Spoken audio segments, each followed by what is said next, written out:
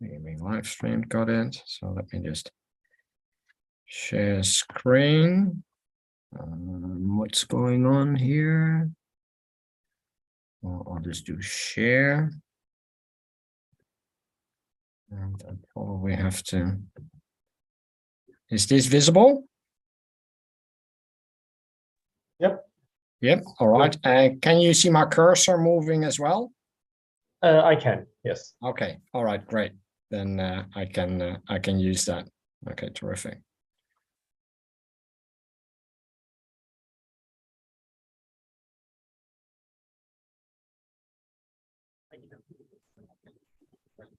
So you're seeing your, we are seeing your entire screen. Yeah. Can you not see the whole front page, or? I mean, you could just share your presentation if you wish.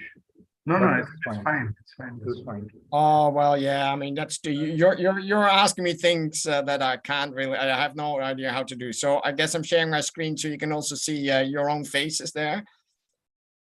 I don't know how to get rid of that. Yeah. So I apologize for that. Ola, you can click on that. You see where there's that plus, the four blue things. Yeah, Next yeah. to that, there's the click on the smallest button over there. Ah, yes. You all disappeared now, Yes. including myself. Which, all right. Well, I don't need to see myself, but. Okay, so we can begin. It's a great pleasure to introduce Professor Ole Warnaar from the University of Queensland in Brisbane, and he's amongst other things, he is the current president of the Australian Math Society, so we are indeed very grateful that he's taken time out from his busy schedule. One feature of Ole, I should say, I mean, there are many things which many of our visitors know, but one feature is that he's a great mentor. So every time one gets a paper to him, we get back long and detailed comments, and he has particularly helped me in that many times. Also, many of his papers are just the starting points of a large amount of activity in the area. So whenever he writes a paper, it seems that there are lots of conjectures and interesting ideas to follow up. And only one has to be a little bit quick to follow up because he has the habit of doing them himself very quickly. All right, so over to you, Ole. All right. Well, thanks very much, and thanks for the invitation to speak today. It's actually it was quite nice to have a good excuse to indeed put all the administrative work I usually do aside and prepare this talk. So yes, I'm going to tell you a little bit about cylindric partitions and how they relate to Rogers-Ramanujan identities. And judging from the audience, a number of you were in Vienna recently, where there was quite a bit of activity around cylindric partitions. So hopefully not everything I'll be telling you today will be old stuff, but anyway, we'll see how we go. So it's the motivation of my talk is really the famous Rogers-Ramanujan identities that probably most of you would have seen before. So essentially, what are these identities? There's a sum, and I refer to this as a Eulerian sum, and which is then equal to an infinite product. And there's a long history around these two identities. They were first discovered by Rogers, and of course, completely overlooked by everyone, and essentially made famous by Ramanujan, who, for example, stated them in his letters to Hardy. And incidentally, it was also Ramanujan who then later discovered Rogers' work. And nowadays, of course, we refer to these identities as the Rogers-Ramanujan identities. Now, there's a lot of different aspects to these identities. So they have interpretations in terms of, for example, integer partitions. And even though I'm talking about cylindric partitions, I'm certainly not going to say anything about the partition theoretic interpretation of the Rogers-Ramanujan identities. But what I will be more focused on, even though my talk will not have a lot of representation theory, but that's really where these identities naturally arise as well. That's in the representation theory of infinite dimensional Lie algebras. And that's really what motivates me, and also the questions that I'm going to be asked today. But I'll try to keep the representation theory itself to a minimum. And then, of course, what I'll be getting at is that by studying cylindric partitions, you can really understand identities such as the Rogers-Ramanujan identities, but also generalizations of the Rogers-Ramanujan identities. All right, so let's move on. And so, as I said, I'll say a little bit about representation theory, but if you don't know any representation theory, that's perfectly okay. It's only 2 slides, but a little bit of sort of technology. Well, first of all, I should say the Rogers-Ramanujan identities. So if you look at this right-hand side, you see these infinite products, and there's essentially, you see these 5s occurring. So we say these are identities for modulus 5, and you can generalize this to other moduli, and in particular, Andrews and Gordon generalized this to all odd moduli, and then later Bressoud covered the even moduli cases. And it turns out that all of these, so Rogers-Ramanujan, but also these higher moduli generalizations, they have a very close connection to the representation theory. And in this case of the affine, essentially the simplest affine Lie algebra you can think of, which is just the affine version of SL2. And to be a little bit more specific, if you take the modulus of these identities, and I call that M here, so for example, for Rogers-Ramanujan, the modulus of M would just be 5, that is related, the modulus is related to, well, what I call D plus 2, where D is the level of an irreducible representation of this affine Lie algebra. And the actual Q series themselves, they are up to some, not so, well, it is an important factor, but I don't want to talk about that today. They are actually characters of these irreducible modules. And they're not the full characters, they're what we call principally specialized characters. Again, if you don't know what that is, it's not so important. But the important message here really is that these series arise in some way from the representation theory of affine SL2.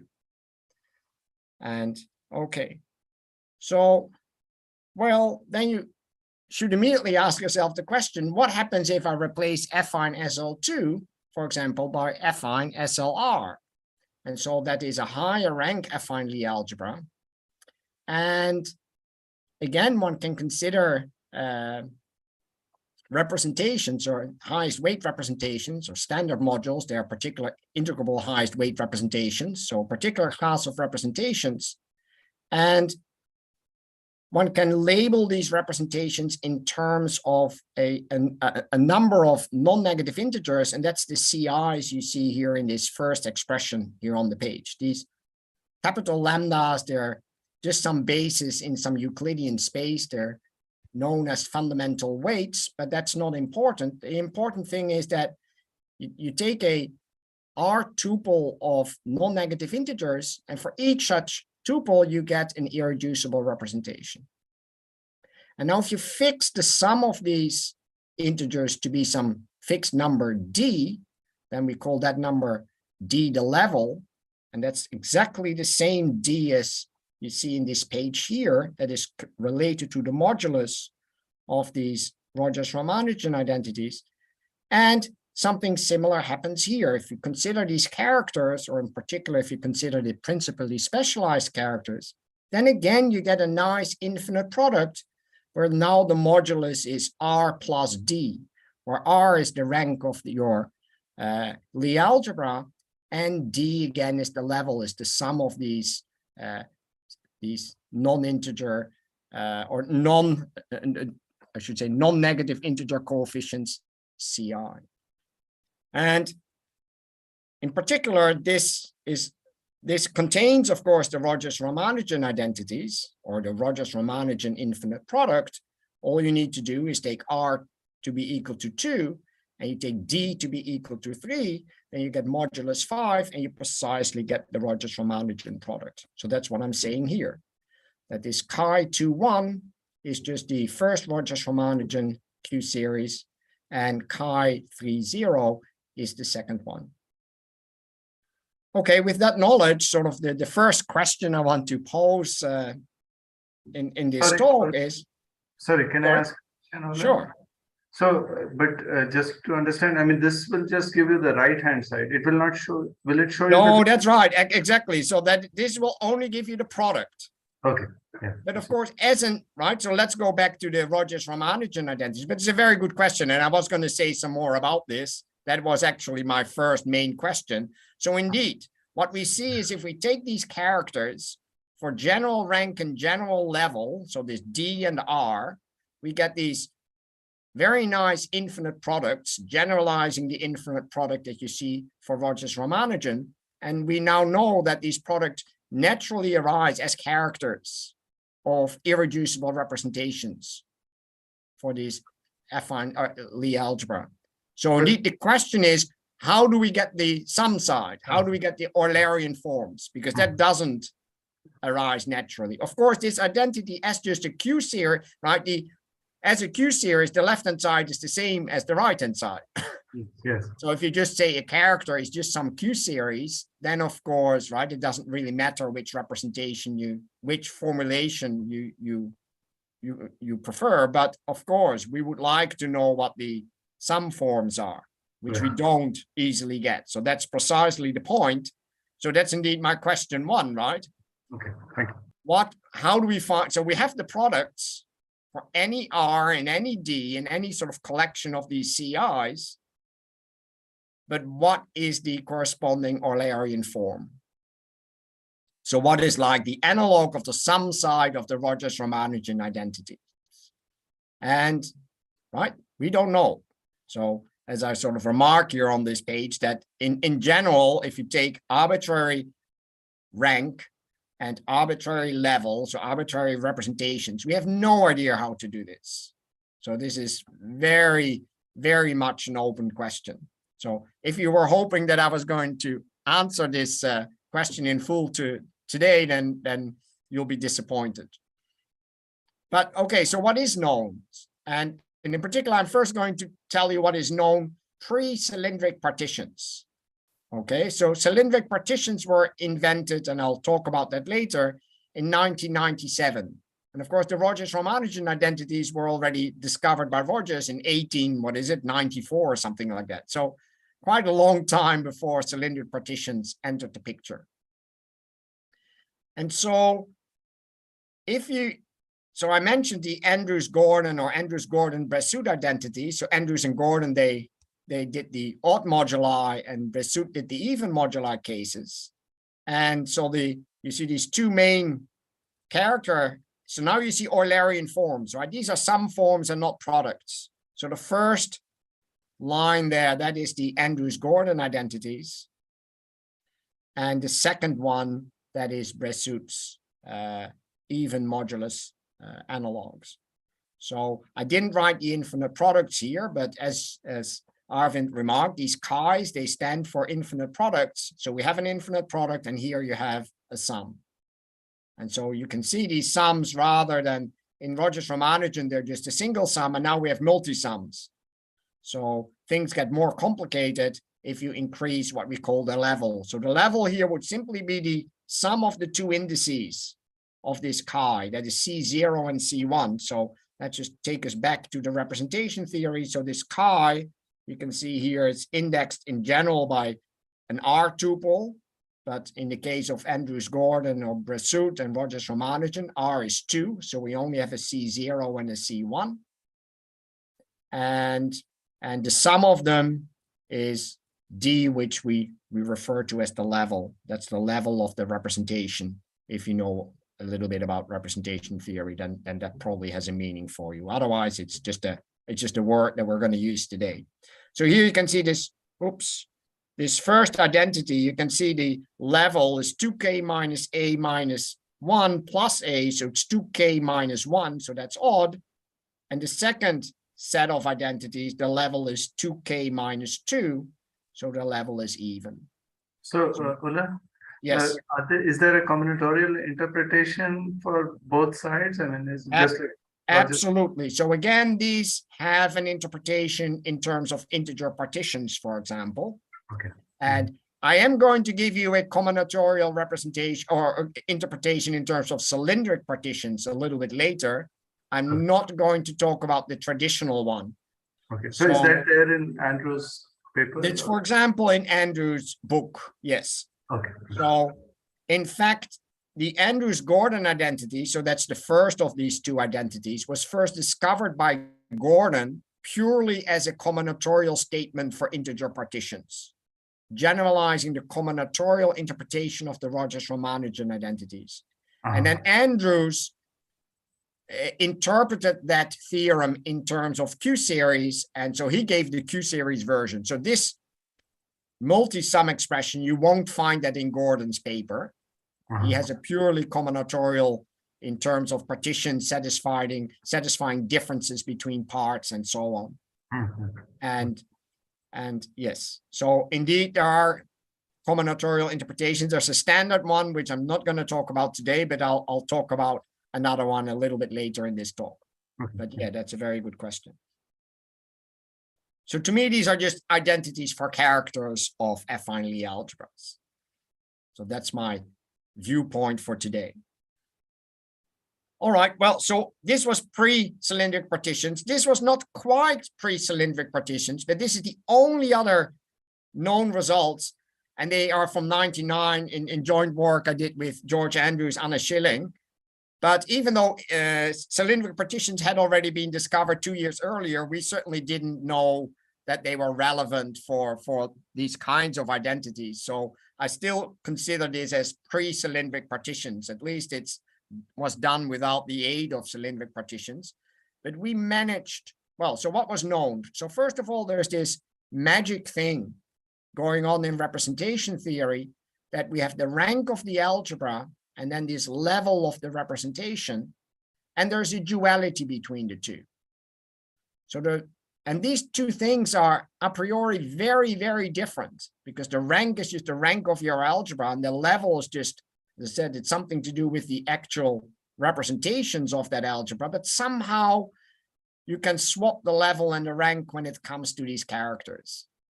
So that is some magic, and we'll see later in terms of cylindric partition, this duality is very, very simple, very natural combinatorially. But from an algebraic point of view, this is highly, highly non-trivial. But in any case, you can apply this. So because the Rogers-Ramanujan and Andrews-Gordon-Bessouds, they are rank 2 and arbitrary level, you can interchange the two. So this gives you some identities, but essentially the same Q-series, where now the rank is D and the level is 2. So that's sort of trivial cases. But beyond that, there was only one other case known prior to people starting to use cylindric partitions.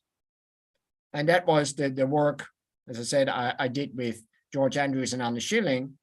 And so this corresponds to the rank, the R being 3 rather than 2. So R is 2 is completely solved by the Andrews-Gordon-Bessouds identities. So we go to RS3, affine SL3, and we go to a really low level, so level 4, level, even lower level, level 2 is just Rogers-Ramanujan by level rank duality. So we went to level 4 and we found these identity. Well, we found this identity plus a number of companions.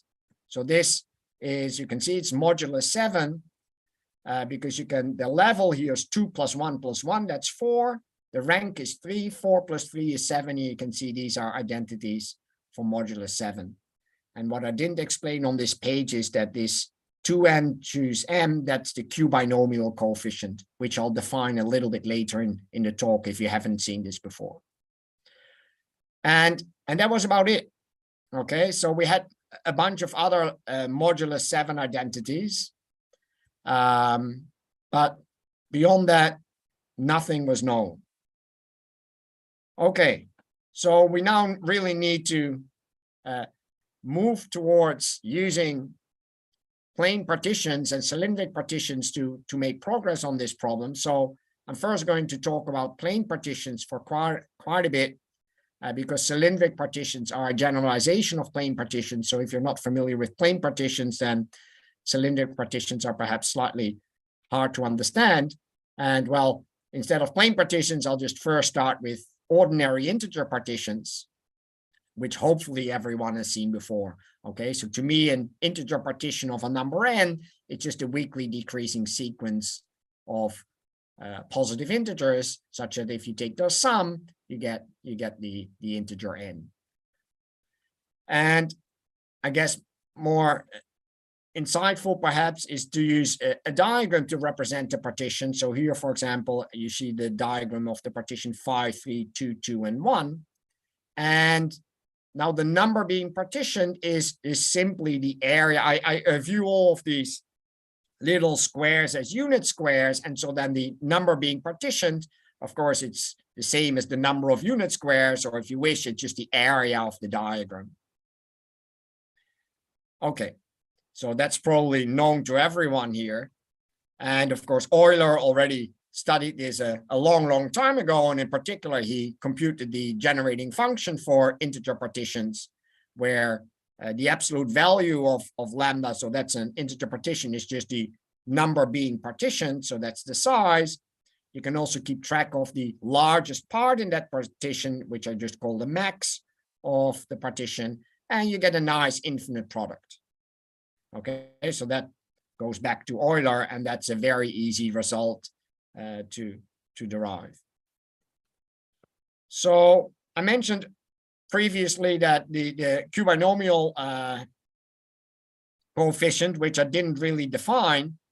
So the way I'm going to do that, because that's going to be useful later, is perhaps not the standard way one usually introduces this.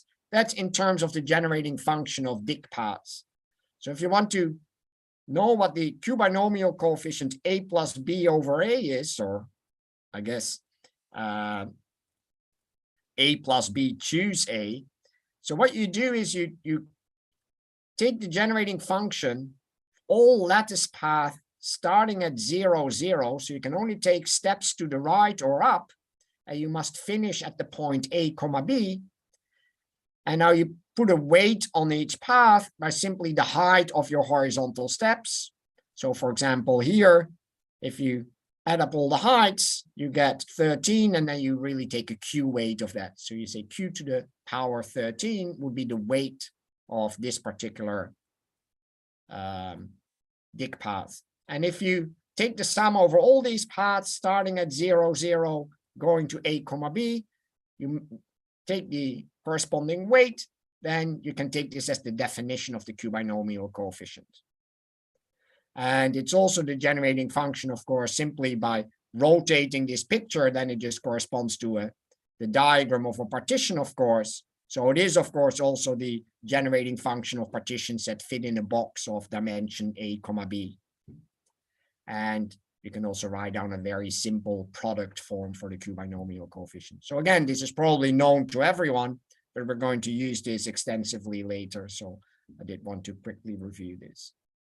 All right, so now one step up is the plane partitions, which were first introduced by McMahon, again, already quite some time ago, around the same time that Rogers was doing his work on the Rogers-Ramanujan identities. And essentially, plane partition is just a higher dimensional analog of an integer partition. And so here I give the formal definition, but I would just like to skip that and simply do it through a picture. So remember that an integer partition was just a stacking of unit squares, and a plane partition, you should just think of this as the stacking of unit cubes, as you see here in this figure, in such a way that if you're sort of moving down in all directions, or at least towards you, then you're weakly decreasing. And another way of thinking of that is just taking the shape of a partition. So this is the diagram of a partition, and you put numbers in there, positive integers, such that you're weakly decreasing if you move to the right and if you're moving down. And of course, these numbers are precisely the number of boxes that you've stacked. So that's really just the third dimension here is just these numbers that you see in this diagram. And if you want to know which number is being partitioned here, it's again, previously it was the area, and now of course it's just the volume of this object here. So if you compute the generating function with respect to the volume, that is what McMahon was interested in. And he, for example, found a closed form formula for this, very similar to Euler's formula, only he did not have a z in there. So that came about much later, and it's due to Richard Stanley. And so the trace of a plane partition, that simply you take all of the entries along the main diagonal, or in this picture here, this here, and then you step down over here, you add those up. So the trace of this example, for example, is 7. Okay, so that would now be a plane partition. And if you compute the generating function by volume and by the trace, then you again get a really nice infinite product, which is of course a perfect analog of the formula that Euler had. Okay, so we're going to, next I'm going to consider plane partitions that fit in a box, just like, so maybe I can take a few steps back again. So here we were considering the q-binomial coefficient was effectively, as I said, it's the generating function of these dig paths, but you can also view that as the generating function of integer partitions that fit in a box of given dimensions. And you can, of course, do the same with plane partitions. So now, of course, the box is a 3-dimensional object rather than a 2-dimensional object. So rather than a rectangle, you would have a cuboid, and right, of dimensions A, B, and C. And you can try to compute the generating function for plane partitions that fit in such a box. And it turns out that, again, there's a really nice product form for this, which is due to, again, McMahon. And I think this is one of the most beautiful formulas in combinatorics. It wasn't quite expressed in this pretty form by McMahon. That's really due to MacDonald, who sort of put it in a form that really displays the symmetry between A, B, and C, right? Because if you rotate this picture here that you see on the screen, of course, not much changes. Yes, the dimensions A, B, and C change. And so that's sort of reflected in this formula here. So I think this is a very, very beautiful formula. So how can you, for example, get this? And that's by a rather standard method in combinatorics, and that's using non-intersecting lattice paths. So let's see how we do this. So here again on the left, you see a picture of a plane partition that fits in a box of dimensions A, B, and C. And what we're going to do is simply draw lines. So these paths in this picture here. And well, I think the picture explains it all, right? I don't think I have to explain how you draw this.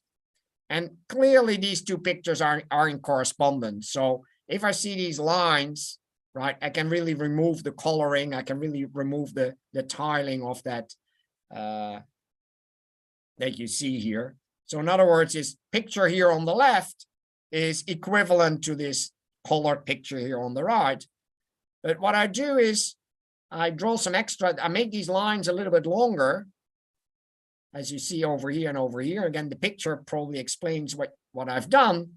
And then you can rotate this picture a little bit and distort it and put it onto this, back onto just a square, as you see over here. And this picture here that you see on the right, where you see a bunch of non-intersecting lattice paths, is in one-to-one correspondence with this plane partition. Okay, so it's a very simple bijection. You draw the lines, extend the lines a little bit, and then put it nicely into a square.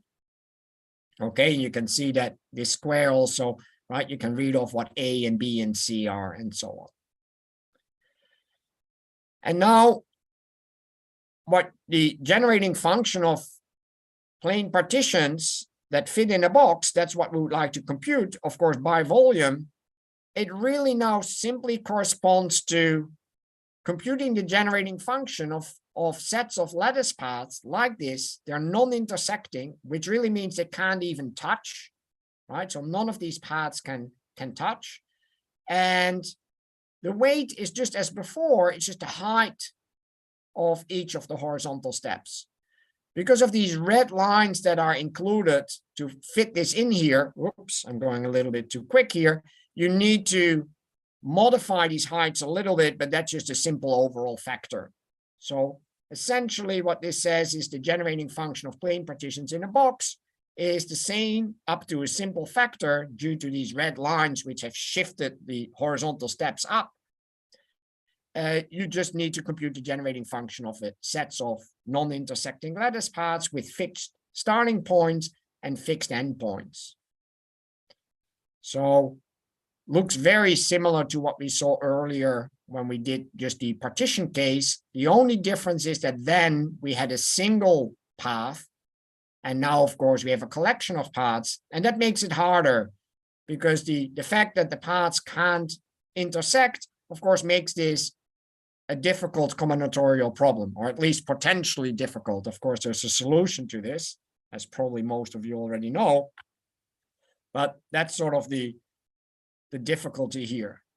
And the method, of course, and right, which is due to Gestel and VNO, or you could say Lindström, Gestel, and VNO, but really in the context of plane partitions, this was done by Gestel and VNO. Plus, I couldn't find a photo of Lindström, so I left him out, but apologies to anyone who's offended. In any case, so what you do is you simply, so as I said, this is a complicated problem here because the paths are non-intersecting. So they really affect each other. There's a repulsion going on. But the point is what you can do is just allow all paths rather than those that are non-intersecting, and just make sure that all the paths that you've included that are not non-intersecting paths, that they somehow cancel out. If you can achieve that, then the generating function of the set of all paths would be the same as the generating function of the set of non-intersecting lattice paths. And I guess I'm not going to precisely give you all the details, but the point is this can very easily be done. So here's a picture of a set of paths that should not be included, because clearly these paths not just touch, but they even intersect. And in particular, what this does is such a picture, of course, corresponds to a permutation, which essentially tells you, right, the first path, for example, it finishes in third position. And the second path, for example, finishes in second position and so on. So that's what you see here. That's the sigma at the bottom of the page. So every such configuration has not just a weight, which is still just the heights of all of the horizontal steps. So if you add them all up, or Q weight, I should say Q to the power, the height of all the horizontal steps. If I didn't make a mistake, it's 177. And it also corresponds to a partition, a permutation, which simply tells you something about how these paths have intersected before they reach the top, their end points. But now the point is, of course, that if you take two of these configurations that we do not want to count because they are not non-intersecting, by just flipping the first time they cross, you don't change the heights, but you change the permutation, and it precisely swaps the sign of that permutation. So in other words, you can all these paths that you don't want to count, they just cancel out. If you take your generating function, of course, with respect, so as you can see here, this is what I've done on this page. You compute the generating function of all plane partitions. As we said, that's just the generating function of all non-intersecting lattice paths. But now you allow for all paths, but that, of course, includes this permutation sigma, which has a sign, and all those that are not allowed, you can partner them up, you pair them up, so you have essentially a sign reversing involution. All the bad guys, they cancel out, and you don't need to worry about them. But now the good thing is, now the paths, because they can intersect, they've become completely independent. They no longer have a repulsion, so you can just compute their generating function path by path, And we already did that earlier, and that was the Q binomial coefficient. So in other words, all you're getting is just a sum over the symmetric group on A letters here, and you get a product over A Q binomial coefficients. And you can write that as a determinant. And so now to get McMahon's result, all you have to do is just compute this determinant. And that's standard because that's just a classical Van der Monde type determinant that you need, and you get precisely McMahon's formula. So that was a little bit quick, but I don't want to spend too much time on this is sort of very classical, but the point is we have tools to compute the generating function for plane partitions using non-intersecting lattice paths. And you get product forms rather than sum forms. That's another important thing to note, to come back to Arvin's earlier question, because at some point I want to, of course, move on and get to Rogers-Ramanujan type identities. Okay. Well, this is something that I have no time to tell you much about, so I'm just giving you this as a statement. There's a very close connection between plane partitions and the representation theory of classical groups and algebras of Lie type. And so a very natural question is, well, what is the plane partition analog if I now want to consider not the representation theory of the classical groups, such as, for example, SLR, or SO or CN, or the symplectic group, but I want to go to their affine versions. What is the corresponding combinatorial object that is going to describe the representation theory? So that should be some analog of plane partitions. And the question is, well, what is the right analog? And so that's where cylindric partitions come in. So as I already mentioned earlier, they were first introduced by Gessel and Kattenthaler in 1997. So quite a long time after McMahon introduced plane partitions. So it was a significant sort of step forward. And they called their objects cylindric partitions. Sometimes people say cylindric plane partitions because otherwise it can be a little bit misleading. This is a generalization of plane partitions. This is not a generalization of ordinary integer partitions. In any case, they just simplified the terminology to just cylindric partitions. And here you already, and you had that on my very first slide, this is an example of a cylindric partition. I'm going to define it for you a little bit more precisely in a moment, but you can see it's essentially something that repeats itself. So you should think of this picture really as wrapped around a cylinder. Okay, so let's get to the more formal definition. So again, we're going to fix two integers, R, which I'm going to call the rank, which is going to play the role of the rank of the algebra, and another integer, which I'm going to call the level, which is going to correspond to the level of a representation of that algebra. And of course, for us, the algebra is always going to be affine SLR. We don't do this for any other types. And so then a cylindric partition is simply a skew plane partition. So look at this picture on the left. It looks like a plane partition, but it's skewed. So there's boxes missing at the sort of top left corner. And you now wrap that plane partition around a cylinder of circumference, well, the square root of r squared plus d squared, and there's also a given slope. Okay, so it's a little, so you should imagine that, of course, this line here, right, that's the same as this here. So you should really wrap this picture around and view this as living on a cylinder. And here on the right, I have a slightly different representation. So essentially what you're doing is you take a skew plane partition, but now you take the last row and you put it on top of the first row with a particular displacement, and that displacement is precisely that level D. Okay, so there's 9 here, so it's moved 1, 2, 3, 4, 5 positions to the right compared to its first occurrence. So this level should be 5, That's what I say here at the bottom of the page. And the rank is simply the number of rows till you start repeating yourself. And of course, once I repeat, I could on top of this 9, 8, 5, 5, I could have written another 10, 8, 8, and so on. But I mean, this is enough to really see the full structure. But really, you should think of it as just going on infinitely in both directions. Okay.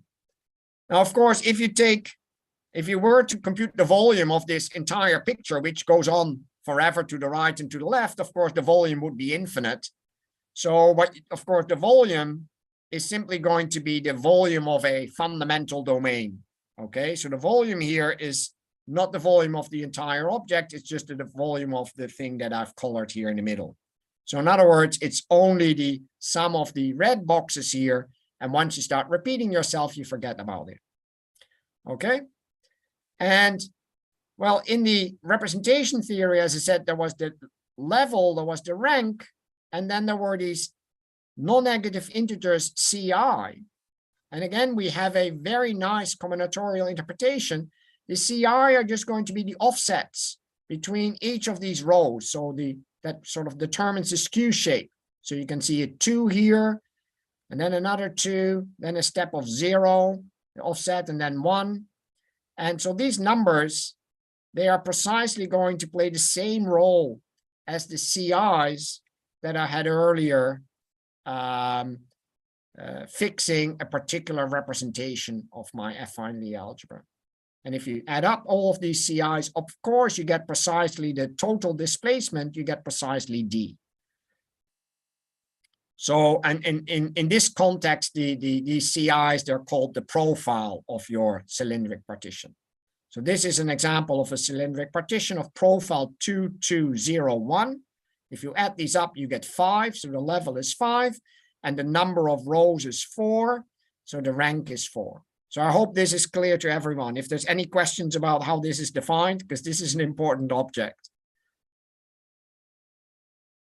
So we can also think about this in terms of the inner partition, right? I mean, the profile is sort of the same as the inner partition, which is, I don't know what, 5, 3, 1, 1. The profile, sorry, do you mean the inner partition? What do you refer to as the inner partition? This is a skew shape, right? So it's this lambda, is skew shape, that's correct. lambda mod mu. So this is the. Oh, yeah. I mean, I could fill this up, of course. So I could go up here and then there. Yes. But it's, of course, it's not exactly the partition you've taken out, because if you were to not cycle, you would drop this black line. Mm-hmm. And then, of course, you could say that the partition you've taken out would be 3, 1, 1. That's not quite correct. It is really indeed 5, 3, 1, 1. Yeah. Yes. Okay. I see. So, but yes, of course, that is exactly the same thing. Okay. Thanks. Yeah. Okay, so that's a cylindric partition. And well, you can do exactly the same thing. So I didn't draw a picture now, but you can do essentially play the same Gessel VNO type trick with lattice paths. And this is what Ira and Christian did. But of course, it's a lot more complicated because these cylindric partitions, right? They are wrapped on a cylinder. And so what this really means technically, that rather than a sum over the symmetric group, as we had previously, so we got this determinant, now you get a sum over essentially an affine symmetric group. So really, technically, to be correct, it's the affine Weil group of type A. Okay, and so that affine Weil group, because it is the semi-direct product of a lattice and just a classical Weil group, what you see here, effectively, this sum, it manifests itself in, so this first sum over these y's, that's a sum over the lattice. And this determinant here, that is really the sum over the classical part of this Weil group, which is just isomorphic to the symmetric group. So this is a lot more complicated. It's now an infinite sum over these determinants, but there is a nice expression. And again, you can do this for boxed cylindric partitions, but there's really only one dimension that you can restrict. And that is because, of course, in the right sort of going It's only the height that's restricted now. And so you can fix the height and then you get a nice expression. So this was in the paper by Gessler and Kattenthaler. And if you take this height to infinity, then you can use the McDonald identity of type A. And what you find is that you exactly get that same infinite product, that chi that we previously had as a character of these representations, is now identified as just being the generating function of a cylindric partition with a profile given by C, where that C is the same C as was labeling the irreducible representation. Well, it's not an exact equality because there is a very simple overall factor, which we all know is simply the generating function of partitions. So cylindric partitions, they up to a very simple factor, just give you these characters of type A affine Lie algebras. So that's quite remarkable. And for example, there's a number of things we can immediately see that if you take a cylindric partition, like this picture here on the left, and I were to essentially reflect this so that D becomes R and R becomes D, I still have a cylindric partition. And that is precisely a manifestation of this level rank duality coming from representation theory. So here just amounts to a reflection. So unlike in the algebraic setting where R and D enter in a very, very different manner, here they enter in almost an identical fashion. And it's just a reflection that swaps D and R. So here level rank duality is very easy to understand. And it's not so easy to understand from the point of view of representation or pure representation theory. So this is really nice model for these modules, or these of type A affine Lie algebras. And so can I ask something, Ole? Sure. Yes, so when Gessler and Kattenthaler introduced these things, were they motivated by representation theory, or why did they do it? Yes and no. So they speculate a little bit in their paper, but they don't connect it directly. And they, in fact, they somehow did not give this infinite so they have this formula you find in their paper, but they did not take the actual limit and then identify that as being principally specialized characters. That came much, much later. So often the product form for the generating function of cylindrical partitions is referred to as Borodin's formula, which I think Borodin probably did in, well, correct me if I'm wrong, 2005. Or maybe even 2015. I don't know, but quite a bit later. But and he derived this in a very different manner, I should say. And he even says in this paper, oh, it probably follows from the results of Gessler and Kattenthaler, but he wasn't really sure. But I mean, it follows immediately. You just take a limit and then you apply the McDonald identity and that's what you've got. So they somehow didn't quite make this final step in their paper. So they do mention some relations to affine Lie algebras and so on, but yeah, they leave it there. Yeah. So in any case, now that we know that that's the case and that this is really a good model for these representations, the question is, of course, well, can we now use these cylindric partitions to actually compute these characters? And of course, not as a product form again, because we already have that. We would like to get these Eulerian forms, these sum forms, right? So, which we don't get if we use these non-intersecting lattice paths, because that leads you immediately to this product form. So we need to do something else. So that brings me to, I guess, the last part of my talk. So how can we now indeed get these Eulerian forms using cylindric partitions? And so what we're going to do is, again, so if you look at this page here, so you see we've computed the generating function of cylindric partitions with respect to their volume. And what this result is telling you is it's essentially it gives you this character up to a simple factor. But that's really a product form. So now we're going to slightly generalize the generating function and use another statistic, which is just the max. So that's just the height of the highest column in your cylindric partition. It's not the trace statistic that we saw for plane partitions. The right statistic to use here is really this max. So if you compute this generating function, which I've called f of c, where c again is the profile, and so now we have z, which takes care of the max, and q takes care of the volume, you can get a system of functional equations. Because if you take a cylindric partition, so here again is the same picture as I had before, what you can do is you can color in what I call the corner squares. So the corner squares are simply the squares where, right? I mean, again, I think the picture explains what a corner square is, and I don't need to say any more. And the number of corner squares is, of course, precisely the number of these CIs that is strictly greater than 0, because here you see a CI that is 0, and so it doesn't give you a corner square. And what you can do is simply remove these corner squares. And if you remove a corner square, of course, you get a new cylindric partition. It has the same level, so the total displacement doesn't change, but it does change the individual CIs.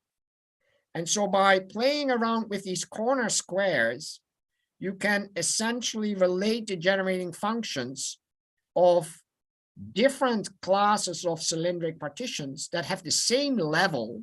So that really corresponds to considering representations that have the same level, which is very natural also from the point of view of representation theory. And here you can link them through a very nice functional equation. And if you do that, so this was done by Sylvia Cortil and Trevor Welsh. And unfortunately, even though I've known Trevor for probably 25 years and we worked in the same department for probably 10 years, I couldn't find a photo of him. And I looked at everything I got, even some personal photos from things that we did in Melbourne, but I couldn't find him. So here is, there's Sylvie, of course, but Trevor, I could only put up his memoir. So in any case, so by considering these corner squares, you get a system of functional equations where essentially these, so C is just the profile, and the functional equation couples C with all kinds of other profiles, which are simply those profiles obtained by removing corner squares from your original cylindric partition. And so I won't go into the precise details, but it's very easy to prove this using standard inclusion-exclusion. And together with an initial condition, this completely fixes that generating function. And so the hope is that by studying this system of functional equations, we might get solutions that look very different, in particular that have an Eulerian form rather than a product form. So let's just look at the very simplest case when R is 1. So what does that mean? So here's a cylindric partition where R is, right, we have 4 rows and then I start repeating myself. If I start repeating myself after 1 row, so R is 1, well, then of course, if I take, let's say I take this bottom row here and I start repeating it. So I just lift it on top of it and it's always going to be a valid plane partition because it's just the row on top of it is exactly the same. If I displace it to the right, nothing changes. So in other words, a cylindric partition when R is 1 is just the same as an ordinary integer partition, irrespective of your displacement. And so, well, in that case, this system of functional equations is just giving you a single functional equation, which I've no longer displayed this single CI, which then, of course, is the same as the level because it's independent of that. And it's just a very simple functional equation that everyone can solve immediately. And you just reproduce Euler's generating function for integer partitions. So in other words, that tells us that this character for rank 1 which of course is nothing because A0, right? That's affine SL1. That's just empty. That is indeed 1. So that's not very surprising. Okay, but at least it's reassuring that we immediately get what we should get. So this is trivial. There's nothing here. So, well, R is 2. We know the complete solution to that system of functional equations. I'm not going to write it down here for you, but for example, in the case of level 3, you can see essentially you get these Rogers-Ramanujan, the Eulerian forms of Rogers-Ramanujan times a simple, again, factor, but that factor is precisely going to cancel out. Oops, this is this same factor here. If you set Z is equal to 1, that's just this factor. And so you get indeed that the Rogers-Ramanujan identities are given by these characters here. And this is trivial to solve. So to get this solution, you don't need any cleverness because you have this parameter Z here. So the coefficient of any, right, if you look at the coefficients of Z to a given power, that's just completely fixed. And your computer would tell you that this gives you this factorized form here and you're done. So this can be solved by, well, a 10-year-old, and you would just get the Rogers-Ramanujan identities very, very easily. So as I said, for R is 2, so that's 2-row cylindric partitions. For any level, we know the solution. And it gives you back the Andrews-Gordon-Bessud identities if you set Z is equal to 1. So we need to move beyond R is 2. But in general, if you take arbitrary number of rows, it seems a very difficult system of functional equations to solve. So far, we don't know how to do this.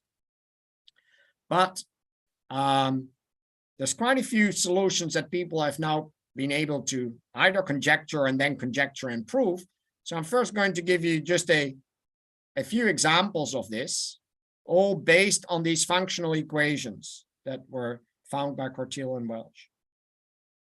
So for example, Cortiel and Welch, they considered the level 4 case for affine SL3. And that's, of course, a system of equations. So there's a number of, I mean, I've only given you one of their solutions. There's in total, there's a system of 5 equations. And, well, maybe you can't remember, but if you said Z is equal to 1, this is precisely the sum form of the modulus 7 Rogers-Ramanujan identity that George Andrews, Anna Schilling, and I found in 20 years earlier. So now they just got this in a very simple manner using cylindric partitions. Because again, in this, so this is solving that system for R is 3 and level equal to 4 is not very hard at all. Maybe you can't leave it to a 10-year-old, but probably a first-year student could do it.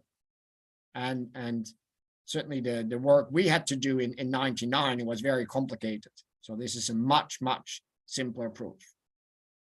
So that's progress, and it gives us hope that we can do higher levels. So as I said, in our paper, we only managed to do level 4. So that's where we got stuck. Well, a little bit later, again, Cortiel, together with Jean Dus and Ali Unchu, they managed to do level 5. So this corresponds to modulus 8 identities, because the modulus is the level plus the rank, and the rank is 3. And they came up, and Ali can explain to you how they came up with this, because now I don't think it's so easy to solve that system at all, because you can see the solution is a 4-fold sum. So I still don't know how they found this. Ali, would you like to comment or? Yes, I still don't know how they guessed it either. I was able to prove it. Well, okay, well, that's algebra. enough, right? If even one of the co-authors still doesn't quite understand where this came from, then, so this is hardly non-trivial, but in any case, so nonetheless, it's an Eulerian form, it's a 4-fold sum, and of course it gives you, again, this is one of a system of 7 of these functional equation that involves 7 different profiles, all of level 5. And if you said Z is equal to 1 and you equate it with the product form, you get Rogers-Ramanujan identities. And so here's one of the examples of an identity that was in the paper by Corteel, Dus, and Unchu. So that's level 8. Well, so we have level 7, we have level 8. What about level 6? Well, levels that are divisible by 3 are a little bit harder. So but Tsuchioka managed to solve this. So this is level 6. And you can see that you get these Q cubes showing up here, which are very reminiscent of the Q squareds that you saw in the Bress-Suits identities. And again, he managed to solve the system. Again, very non-trivial to solve it. He used a lot of computer algebra to do this. So it wasn't a fully human proof. But in any case, he managed to do this. So I said, these are just some examples. So it seems we're making really slow progress because we do level, well, we do level 4, level 5, level 6, and so on. It seems a long way off getting a full set of solutions. But last year, I managed to at least prove or conjecture expressions for rank 3 and arbitrary level not divisible by 3. And here I just, I mean, these look horrifically complicated. So you can see these big multi-sums. There's some structure to it. These quadratic forms, for those who know the Cartan matrix of A2, they'll recognize that structure. So there's some Lie theoretic structure here. But some of it is quite mysterious where it comes from. But in any case, so I call this a theorem because when Z is 1, I have a proof for this. But when Z is not equal to 1, so if you keep track of the max statistics, I can't actually prove this, but I'm sure it's correct, or the computer tells me it's correct. But this at least works for arbitrary level rather than just one level at the time. And in fact, those previous results that I announced in my paper last year, you can combine them with results that I have not yet published to give Rogers-Ramanujan identities for all levels not divisible by 3 for arbitrary profiles. So that's really almost the full solution to the problem. There's some minor, well, maybe not minor, there's some technical conditions. So it's not quite the full set of representations, but it's certainly the majority of representations. And all of these were conjectured also last year by Kanada and Russell, and I've recently proven them all. So now we really have the almost full set of solutions for those levels that are not divisible by 3. And as I said, being divisible by 3 is a little bit harder. We only have this modulus 6 result by Tsuchioka, so that there's still some work to do. All right, well, I think my time is nearly up, so I'll just leave you with a few examples of the kind of identities you get. So here you can see 221 is the first one. So that is level 5. So these are modulus 8. And this is actually different to the modulus 8 Eulerian form of Corteel, Dus, and Unchu. They had a 4-fold sum, but as part of this infinite family, it turns out that level 8 is actually a triple sum. So it's a little bit different looking. But of course, they are the same Q series. So it's the same infinite product, but a slightly different Eulerian sum. And if you go again, one level up, you go to modulus 10, level 7, and you see now you have a 4-fold sum. And again, the structure of these Eulerian forms is rather complicated, and you get more and more complicated infinite products. And in principle, I can do this for any level that you like and almost any profile, as I said, up to some very mild restrictions. And that's probably where I should leave it. So thanks very much. Thank you, Ole. It's a very fascinating talk. Any questions? I have one. So, Ole, you made the comment that you proved Canada-Russell conjectures, all of them. Is that correct? Yes. Congratulations. Yeah. Thank you. Congrats. Yeah.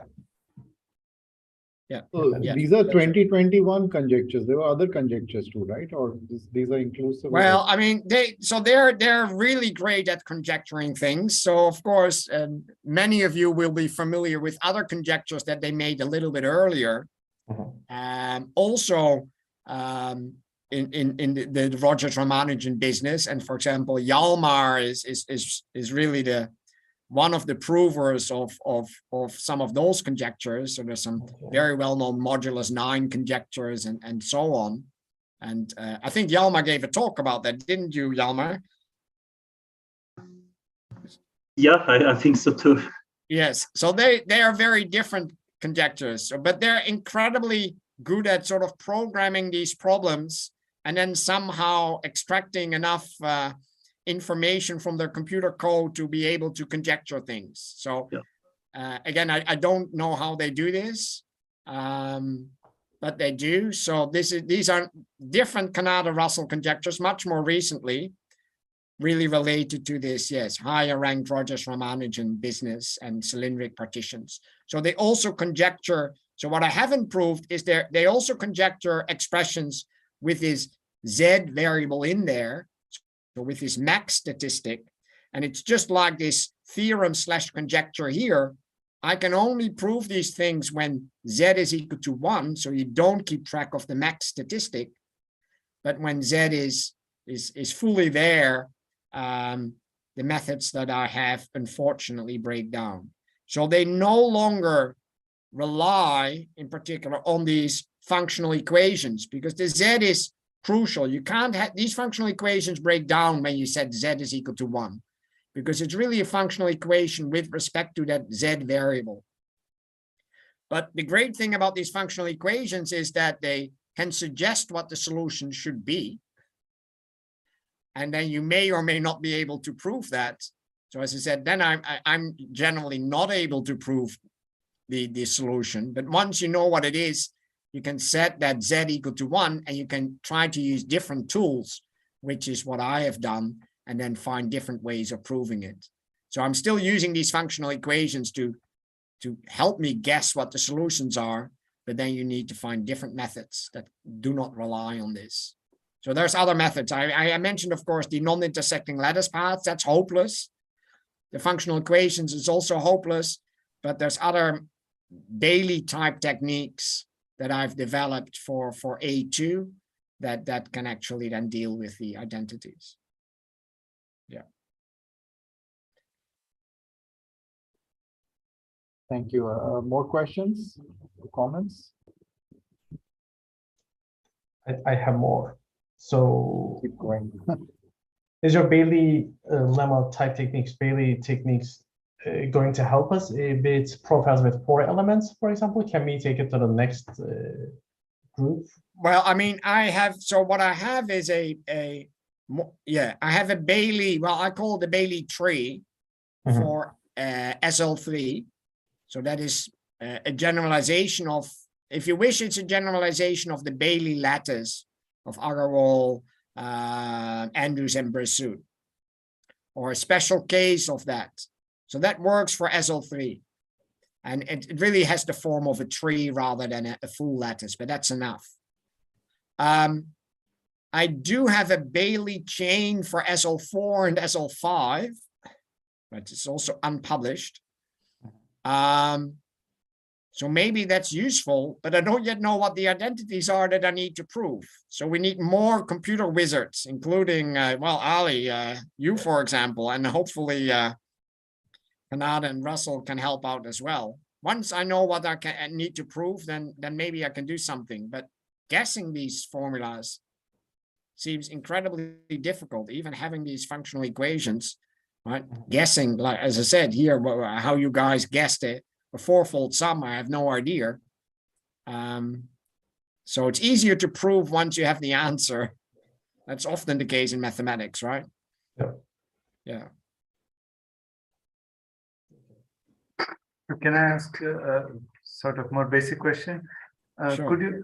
Could you go back to the cylindric plane partition diagram that you had? And just something suddenly confused me after you explained. So so here you fix the C, which is which is more or less like fixing the inner partition, but you do not. That's right. That's right. Exactly. Yes, these offsets. That's right. But you do not fix the outer partition. Right? No, that is right. So that you don't fix the outer shape. So you really consider all. So the outer shape is not fixed. You can fix that, and Gessel and Katzenthaler did. Yeah. Okay. But ultimately, if you want to get a character of affine Lie algebras, you need to leave that free. So what really consider the set of all cylindric partitions where the only parameters we want are these CIs, because that's the only thing that labels one of these standard modules. Okay. In representation theory. So if you introduce more parameters, they're not going to have an interpretation in terms of representation theory. Right, but so you had mentioned, so if I understood correctly, the box plane partition business, you set the height of, so the maximum entry in the tableau is H, right? That's right. So here, for example, right, the number of boxes that are here in this last, that would be the height H. Yes. Yeah. You can't box the rest, right? Because this structure, of course, goes on forever. So that's really the only dimension you play with. Well, and the CIs. The CIs we view them as fixed. So that already determines sort of the shapes to the right and to the left, if you wish. But what it doesn't fix is how high you can go. Right. And what you indeed observe, you can go as high as you like, because we take that limit. Yes. But if you sort of, I mean, but it's not only the height that is fixed, right? No, that's right. Because I could, for example, add, right? I could add something here, extra boxes. It would still be a valid cylindric partition. I would not change, because the CIs, they live at the back here of this picture, right? Yes. Not at the front. So I can go higher, but I can add a box here, for example. And that would still be perfectly fine. So do you get product formulas if you fix also the outer shape? If you fix the outer shape, well, if you fix the outer shape, you get a subset. I don't know. No, I don't think I don't know what it is. It's still, of course, because you still have infinitely many things contributing, because the height is not limited.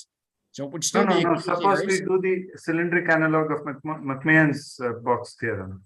Yes. So you fix a height and you fix, let's say, a but box. Also with box shape plane partitions, we don't fix the shape of the plane partition. So no, that's what I'm saying. So suppose we do that. So what do you want to fix now? So could you go back to the cylindric plane partition, please? Yeah, so you would like to fix this shape here. For example, or fix the maximum shape that can sit inside. So maybe you draw a line from the 5 over there, and from the 5 on the right, and vertical line from there, and all the partitions that sit inside this, and you fill it in with Tableau. I mean, would that be? Well, you can do it, and in terms of non-intersecting lattice paths, you can compute this, and it's still going to be a sum over the affine Weil group, and so there's the Gessel and Katzenthaler did this. Okay. But that object, right, has no known representation theoretic interpretation.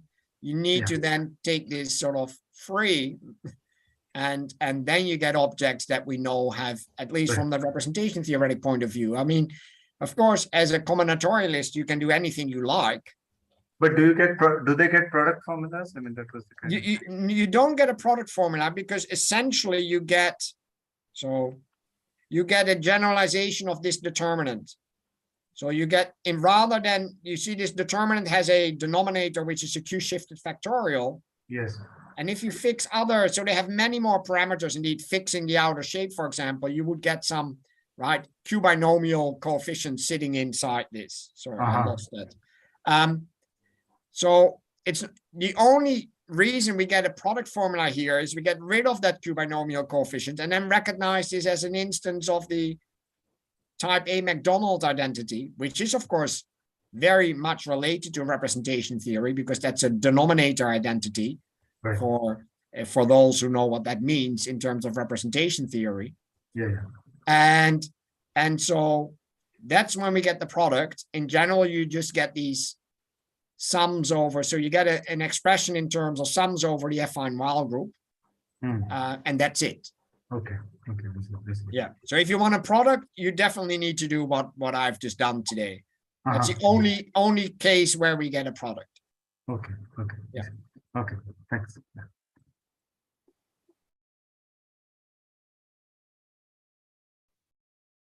So yeah, I just wanted to ask, so there are no excise in the, no van der Waals type of term in these conjectures. Sorry, say that again.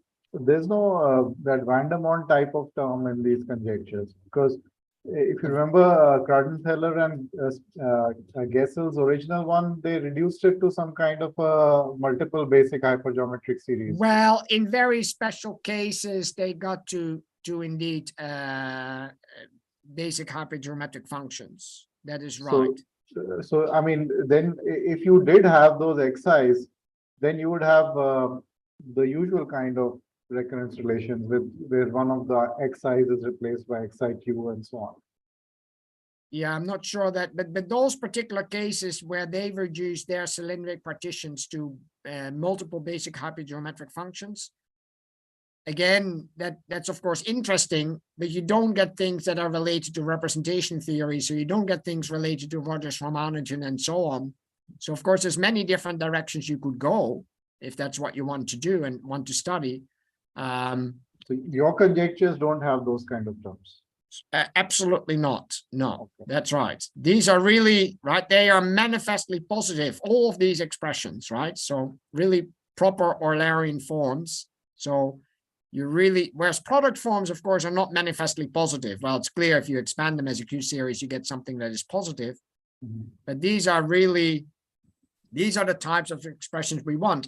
Every term in the summand, if you expand that as a Q series, that is itself a positive Q series. So really what these N1 up to N4, for example, here in the expression of Cortil, Dus, and Unku is telling you that if you take this, there's a grading of your module where you need 4 parameters to describe that grading, and you can compute the generating function for the graded pieces. And the graded pieces are precisely the summands that you're seeing here. And now if you sum over all of the parameters that determine your grading, you get the full character. I mean, that's really what's going on. So these graded pieces, sorry? Yeah, I'm saying you could in principle have the excise and then make some substitution and set them equal to 0 and get rid of it and get something well, yeah, and unfortunately that just, in these particular cases, if you want to connect to this kind of business, the basic hypergeometric connection is not the right one. That's all I can say. Okay. Yeah. Thank you. Any other queries, questions?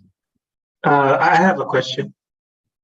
Yeah, first, thank you, Henri, for this wonderful and crystal clear talk. So my question is for the original Andrews Gordon Bressou identity. Yes. I believe there is over partition analog. Yes. Developed by Jeremy. Yeah. So are you aware of any representation theoretical like well, yes. So for, I mean, yeah, that's a very, very good question. So of course there is that analog of Andrews Gordon or Andrews Gordon Bressou. There's many other Rogers Ramanujan type Q series in the literature. Golnitz's Gordon, and there's a lot of others. Most of those, if you interpret them in terms of representation theory, they do not correspond to type A. So they would correspond to other types. And so I strongly believe, just as with plane partitions, you can study various symmetry classes of plane partitions. And depending on the symmetry class, you change the type from GLN to, for example, symplectic or orthogonal and so on. So we should be doing the same with cylindric partitions. We should study the correct symmetry classes. And we should get expressions that are, so over here, the generating function is essentially a character of type A. And we should take other symmetry classes. And my prediction would be, if you do the right thing, you would get the characters or principally specialized characters of other types. And that should include many of these other Q series that indeed we have in the literature. And you mentioned an example of that. But unfortunately, no one has done this yet for cylindric partitions. So yeah, someone needs to consider symmetry classes of these, just like people have done for plane partitions, and get other affine Lie algebras. Certainly type C should not be too difficult, right? We should, rather than the affine Weil group of type A, we should just get the affine version of the hyperoctahedral group, and we know exactly what it should look like. But we haven't formulated that in terms of cylindric partitions yet. So yeah, I'm sure that there is an answer to your question, but it's not yet available. Okay, thank you. Yeah.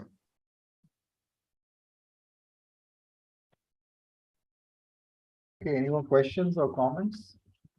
Yeah. Go ahead, Lisa. Thank you. Thanks to the dear hoster of this seminar for giving us this opportunity to see Oler. Hi, Oler. Hi. I see you here. So can I ask, are there some obvious signs to help us to determine the what's the type of the multiple Q-sum identities? For example, your identities mostly are type A, is that right? Yes, that's right. This is all type A. Yes. If you, in general, if you see an Eulerian form, it's, I mean, that's a little bit of a mystery still. So of course we know that the objects we're looking at, these are characters. So you would expect that these Eulerian forms indeed have a, as I said, well, they correspond to, for example, encoding a grading of your module.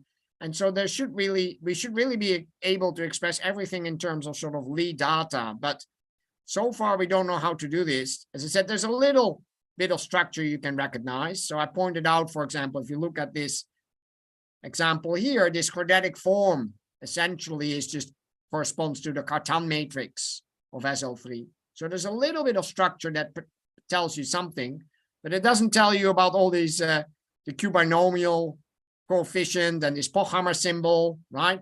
What do they mean in terms of, so, and because it's unclear really what the underlying structure is of these expressions, that makes them so hard to guess and also say in advance, oh, this is type A or this is type C.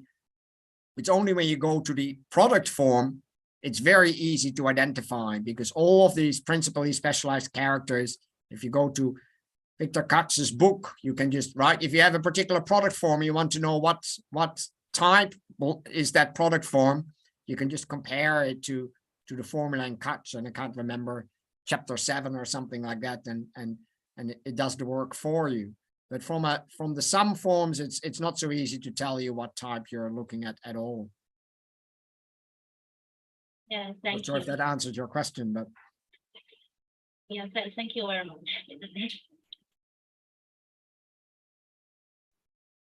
Okay, any further questions?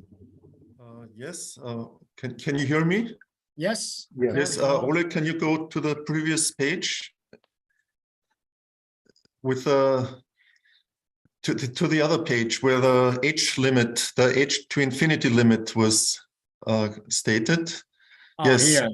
maybe one before, yes, yes, or one afterwards. So Oh, is here. there Yes. is there a set version? Yes, this identity. Is there a set version of this identity on the top?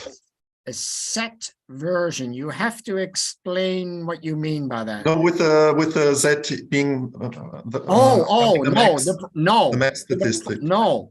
So no. there isn't.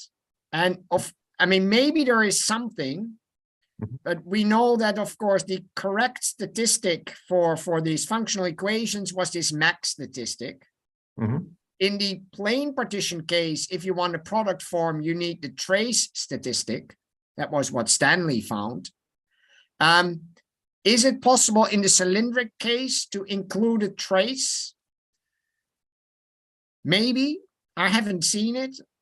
To be quite honest, I've never tried. If perhaps if you include a trace statistic that you can just carry through the work that Gessel and Kattenthaler did and just keep that, and rather than this formula you get something with a Z and it's still a product, but you would need a Z deformation essentially of these principally specialized characters, which is not something I've seen before. So I'm somewhat doubtful. On the other hand, yeah, in the plane partition case, which is included in this, if you just let D, which is this level, go off to infinity, the displacement, then essentially you're back in the world of ordinary plane partitions, and then we know you can have a Z there. So that would somewhat suggest that maybe you can do it. But of course, in that particular limiting case, yeah, a lot of this character sort of disappears and it becomes a lot simpler. And now we know you can put in a Z. So I'm somewhat doubtful, but I haven't tried. I haven't seen anyone else try it or discuss why it can't be done. So yeah, maybe. But I'm not too hopeful. But that's just my intuition. Okay, thank you. Okay, more questions?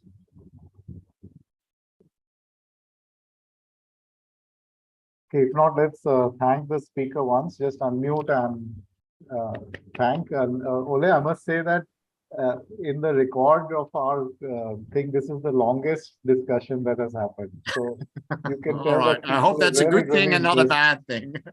And Well, you know, thanks, so I everyone. thank actually Michael for suggesting that we invite you with this specific topic in mind. So I mean, normally we don't ask. It's the choice of topic is to the speaker. This time we requested you with this topic because Michael said you gave a nice talk and we missed it and so on.